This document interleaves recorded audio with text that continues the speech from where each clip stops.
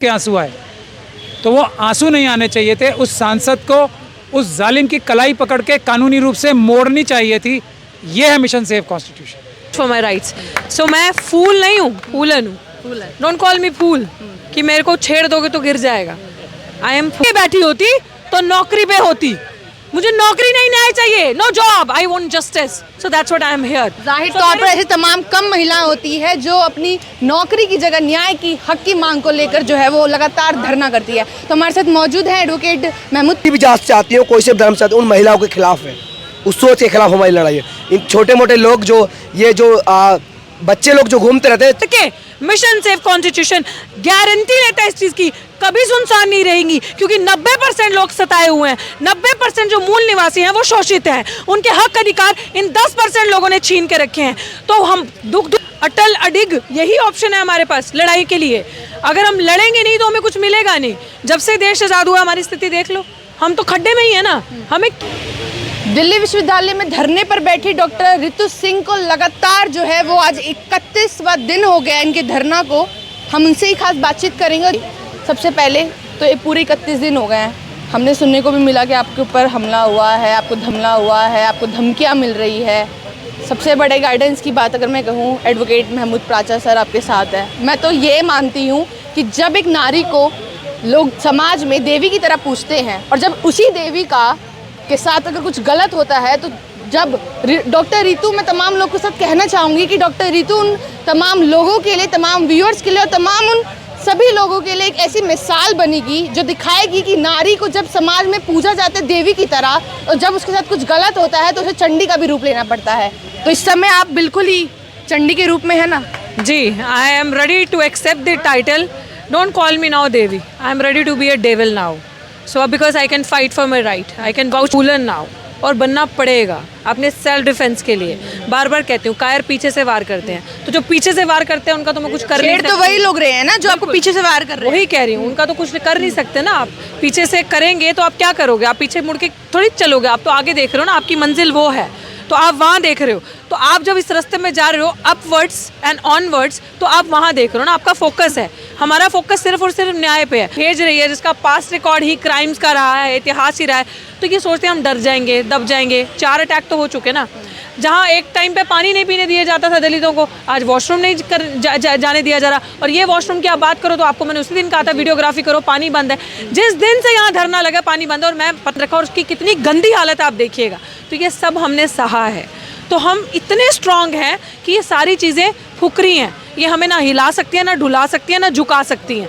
हमारे हौसले बुलंद हैं, हमें अपनी मंजिल क्लियर है। ये भारत हमारा है, हमारे पुरखों ने इस भारत को बनाया है, वो बचाने की जिम्मेदारी हमारी है। कि किसी आपके ऊपर 4 हमले कर दिए गए हैं, उसके बावजूद आप धरना दे रही हैं। बिल्कुल अब मन में सोच रखा है कि अटल रहना ही है आप लोगों को? बिल्कुल बिल्कुल, ऑप्शन नहीं है हमारे पास। हमारे पास ऑप्शन है, आपको लग रहा है 31 जो मुंह बंद करके वहाँ पे बैठे हैं, बाबा साहब के दिया हुआ रिजर्वेशन लेके वो क्या कर रहे हैं? तो जब वो दलाल, वो गद्दार हमारी बात नहीं करते, तो सड़कें ही तो है हमारा रास्ता। लोहिया जी ने सही तो कहा था, जब संसद हमारा हो जाए तो सड़कें सुनसान नहीं रहनी चाहिए। और ये सड़क सिर्फ और सिर्फ हमें उन 10% से गिला शिकवा नहीं है, वो तो आए ही इस चीज़ के लिए हैं। उनका देश थोड़ी ना है। दुख तो हमें झगड़ा लड़ाई और दुख तो हमें अपनों से है ना, जिन्होंने हमें ठगा है। जो दलाल आगे पीछे अभी आप देखो, विश्वविद्यालय में भी आपको नजर आएंगे जो हमारा यहाँ साथ नहीं दे रहे, क्योंकि हमने तो कब्रिस्तान में उनकी भी कब्रें देखी हैं जो ये कहते थे हक की बात करेंगे तो मारे जाएंगे। आज कहाँ है वो लोग? वो सबका नंबर आएगा, सब आएंगे, सब यहीं पे। अगर आप इस मुहिम में न्याय और इंसाफ की शामिल नहीं हो गए तो अगला नंबर आपका होगा। अगली डॉक्टर रितु सिंह आपकी बहन बेटी हो सकती है। अगला बच्चा आयुष IIT से था, अभी IIT से अनिल, जिसकी माँ आप वहाँ बैठी हैं, आप देखें न्याय के लिए उसके आंसू भी नहीं सूखे होंगे उस माँ के। वो न्याय की गुहार लगाने के लिए उन्होंने हमारा वीडियो देखा, हमने सबसे पहले उनकी आवाज़ उठाई। उन्होंने एडवोकेट महमूद प्राचा जी का ऑफिस खोजा, कहाँ है, आज आई हैं वो न्याय की गुहार लगाने के लिए। तो मेरे कंधों पर जो जिम्मेदारी है वो इन सब की है।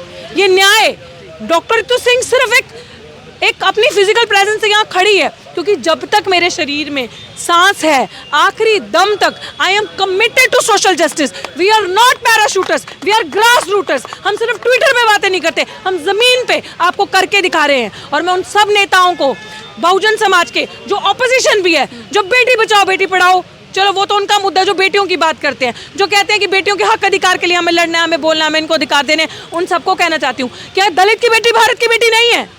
क्या मैं अगर निर्भया ब्राह्मण जाति से थी तो सबने साथ दिया, सारा दलित समाज वहां पहुंचा, देना भी था क्योंकि भारत की बेटी है वो।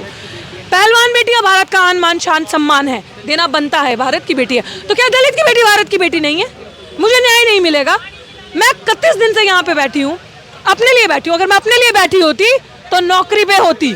मुझे नौकरी नहीं, न्याय चाहिए, no job, I want justice, so that's what I am here. जाहिर तौर पर ऐसे तमाम कम महिलाएं होती है जो अपनी नौकरी की जगह न्याय की हक की मांग को लेकर जो है वो लगातार धरना करती है। तो हमारे साथ मौजूद हैं एडवोकेट महमूद प्राचा जी। सबसे पहले जो कहीं ना कहीं लोग ये सोचते हैं कि बहुत से ऐसे तमाम एडवोकेट होंगे जिनके पास पैसे पहुंचाने के लिए, उनसे बात करने के लिए पहले हमें पैसे का इंतज़ाम करना पड़ेगा, पर ऐसे आप उन लोगों के लिए मसीहा बने हैं कहीं ना कहीं, जो आपको कहीं ना कहीं खोजते हैं। क्योंकि कोई ऐसी करेंसी, कोई ऐसी नोट, कोई ऐसा रुपया इस देश में, इस वर्ल्ड में नहीं बना जो एडवोकेट महमूद प्राचा को खरीद सकता है। जाहिर तौर पर बिल्कुल सही कह रहे हैं। क्या कुछ कहना चाहेंगे? लगातार 31 दिन हो गए हैं धरना को, आप इनके साथ हमेशा समर्थन में रहते हैं और भी तमाम लोगों के साथ हमेशा खड़े रहते हैं। जिस तरह से डॉक्टर रतनलाल जी को भी अरेस्ट कर दिया गया, उनके ऊपर तो कोई चार्जशीट भी नहीं थी, क्या कुछ बताना चाहेंगे? देखिए, बताना यही चाहेंगे हम कि मैं अपनी इंस्पिरेशन प्रॉफिट मोहम्मद से, बाबा साहब डॉक्टर भीमराव अंबेडकर से लेता हूँ। तो डर नाम की चीज़ तो मुझे छू के गई नहीं है। और इंसाफ के लिए अगर हमारी जान जाएगी तो हमारे मुस्लिम समाज में तो ये माना जाता है कि हम लोग शहीद होंगे और हम लोग फिर सीधा जन्नत में जाएंगे। तो मैं ये अपने भी फ़ायदे का काम कर रहा हूँ। पहली बात तो ये है। बहुत दुआ लेके जाएंगे आप। बहुत मैं यही कह रहा हूँ ना आपसे। तो इसमें मेरा ज़ाती लालच भी है कि अगर मैं कमज़ोर लोगों की लड़ाई लड़ते हुए शहीद भी होऊंगा तो मैं जन्नत में जाऊंगा। एक ये मेरा ज़ाती लालच भी है। लेकिन सच्चाई की बात यह है कि लड़ाई अभी शुरू नहीं हुई है। जो बाबा साहब ने, काशीराम जी ने, उससे पहले टीपू सुल्तान ने, बहुत सारे लोगों ने जो हमें रास्ता दिखाया था ना, उस पर हम लोगों ने लड़ाई आज़ादी के बाद से, काशीराम जी के बाद से शुरू नहीं हुई लड़ाई। बहुत ही लंबा संघर्ष था उनका। लड़ाई शुरू तब होती है जैसे किसी के आंसू, किसी सांसद, हमारे लोग आंसू नहीं बहा रहे, हाँ। हमारे लोग हमला कर रहे हैं। ये हमारी जीत है। हम लोगों के दिमाग में ये आती नहीं कि हम लोग रोएं, गिड़गिड़ाएं, गुहार लगाएं। हम लोगों के अंदर, डॉक्टर रितु एग्जाम्पल है, इसीलिए यहाँ पर फेस है वो मिशन कॉन्स्टिट्यूशन का। इन्होंने हमला किया, इतनी बड़ी फौजों के खिलाफ इन्होंने अकेले हमला किया है। यही मिशन सेव कॉन्स्टिट्यूशन है। हम ये चाहते हैं रोहित मेमुला की फैमिली, पायल तड़वी की फैमिली, ये राम स्नेही जी यहाँ पर हैं, ये अनिल जो अभी उसके भाई यहाँ पर हैं, अमित कुमार जिसकी अभी हत्या हुई है आईआईटी में, आयुष की फैमिली जिसकी हत्या हुई है आईआईटी में अभी प्रोफेसर ने भी अभी आत्महत्या की थी। क्यों? क्योंकि उसकी नौकरी छीन ली थी। हम चाहते हैं कि ये सब परिवार मिलकर, एक शेर सिंह वाल्मीकि की यहाँ पे फैमिली आती थी, उसकी भी हत्या की गई। एक दिल्ली कैंट की जो बच्ची है 9 साल की, उसकी फैमिली भी यहाँ पे आती है। ये सब केसेस हम कर रहे हैं। तो इसमें एक यूनिकनेस है, वो यूनिकनेस वो है जो डॉक्टर रितु कर रही है। हम लोग जालिमों के खिलाफ हल्ला बोल रहे हैं, सिर्फ हल्ला बोल नहीं रहे हैं, यानी नारा नहीं लगा रहे हैं। हम लोग एक्चुअली हमला कर रहे हैं। हम लोग हल्ला बोल रहे हैं। ये फ़र्क है और ये हमारी सबसे बड़ी जीत है। इन लोगों की हैसियत और औकात नहीं है।